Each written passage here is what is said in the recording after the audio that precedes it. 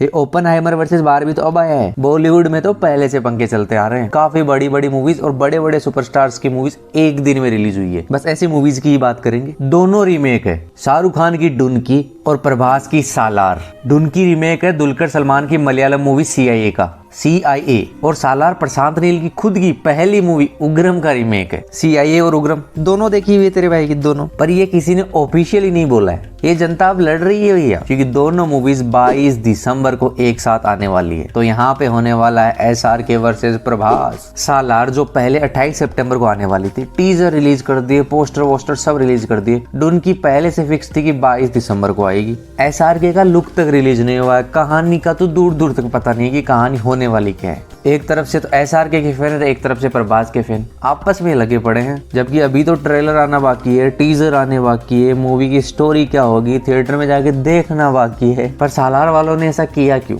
Oppenheimer versus Barbie का system देख के। वहां तो भैया ओपनहाइमर और बारबी दोनों ने दबा के माल बटोरा है, 1-1 बिलियन टच कर दिए हैं। यहाँ हम ये बात नहीं कर रहे कि डुनकी चलेगी या प्रभास की मूवी चलेगी, पर एक फैक्ट तुमको ध्यान में रखना ही पड़ेगा कि डुनकी साउथ में नहीं चल रही भैया, वो इतनी कमानी है 60-70 करोड़ जो कमा लेगी। सालार वर्सेस डुनकी से पहले भी, ओपनहाइमर वर्सेस बारबी से पहले भी बॉलीवुड में जो बड़ी बड़ी मूवीज एक दिन रिलीज हुई है उनकी बात करेंगे। इन 5 मूवीज में से 3 तो शाहरुख खान की खुद की मूवी है। रईस वर्सेस काबिल 26 जनवरी 2017 दोनों मूवी एक ही दिन आई। अब लोगों को पंगा हो गया कि कौन सी देखें, रईस देखे या काबिल देखे। ऋतिक की मूवी थी काबिल, SRK की मूवी थी रईस। दोनों आई मूवीज बॉक्स ऑफिस पे, अच्छे खासे पैसे कमाए। रईस ने ऑलमोस्ट 100 करोड़ कमाए, काबिल ने भी उतने कमाए, पर थिएटर में जो ज्यादा चलने वाली मूवी थी वो रईस थी। बिकॉज SRK को देखने जाएंगे ना, ऋतिक को इतना नहीं देखने गए लोग। बट पंगा ये हुआ कि रईस का बजट था बहुत ज्यादा, काबिल का बजट कम था, तो काबिल हो गई सुपर हिट और रईस एवरेज में आ गई। और रईस के बाद ही SRK ने ले लिया था ब्रेक। उसके बाद आई पठान जिसने कमाए 1000 करोड़। ए दिले मुश्किल वर्सेस शिवाय 28 अक्टूबर 2016। शिवाय को डायरेक्ट किया था खुद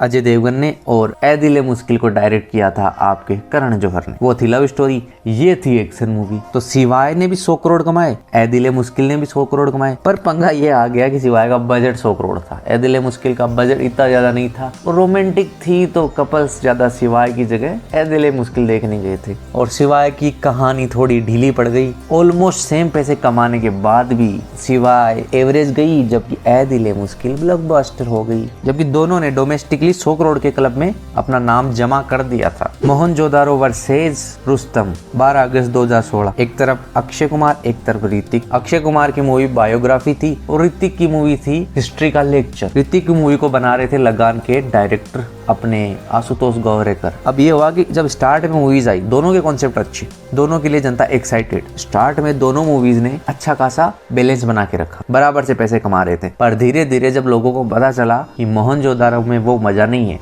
जो उसके टाइटल में है, तो मोहनजोदारो और रुस्तम का गैप बहुत ज्यादा हो गया। रुस्तम कमा रही थी दबा के पैसे और मोहनजोदारो गिरती गई, और मोहनजोदारो से रुस्तम 2 गुना पैसा कमाने लग गए, 3 गुना पैसा कमाने लग गई एक दिन के अंदर। धीरे धीरे अंतर ज्यादा बढ़ता गया और मोहनजोदारो हो गई फ्लॉप और रुस्तम हो गए सुपर हिट। रुस्तम के गाने अच्छे थे, बायोग्राफी थी, अक्षय कुमार के फॉर्मूले उस टाइम चल रहे थे। मोहनजोदारो कॉन्सेप्ट अच्छा था, कहानी बहुत ज्यादा वीक थी, विजुअल्स अच्छे थे, ठीक थे।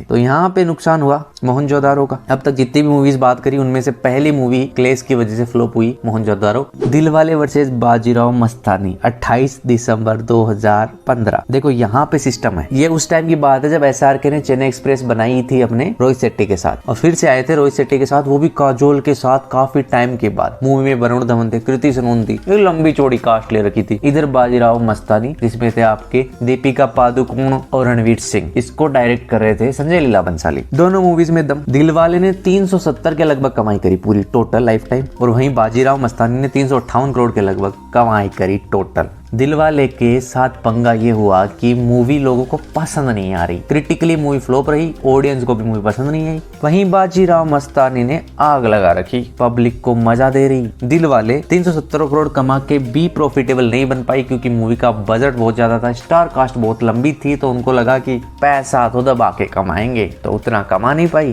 तो आशाओं पे खरी नहीं उतरी दिलवाले, तो उसको फ्लॉप में कंसिडर किया जाता है। जब तक है जान वर्सेस सन ऑफ सरदार 13 नवंबर 2012 एक दिन आई 2 बड़ी movies Ajay Devgan versus SRK। Ajay Devgan की मूवी थी एक कॉमेडी मूवी, SRK की मूवी थी फुल टू रोमांटिक, जिसमें पहली बार कटरीना के साथ आ रहे थे और मूवी के डायरेक्टर थे अपने यश चोपड़ा। तो पलड़ा भारी था किसका?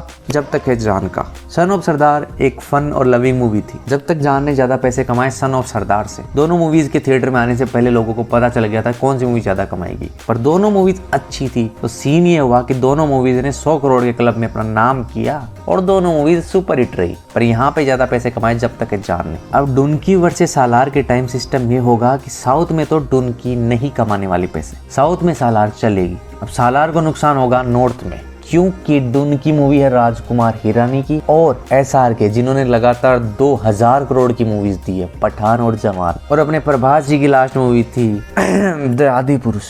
अगर सालार अच्छी मूवी नहीं होगी तो वो नॉर्थ में नहीं चलेगी, और अगर सालार अच्छी मूवी होती है तो आराम से 100 करोड़ कमा लेगी, पर पहले दिन के कलेक्शन में डुनकी सालार से आगे रहेगी।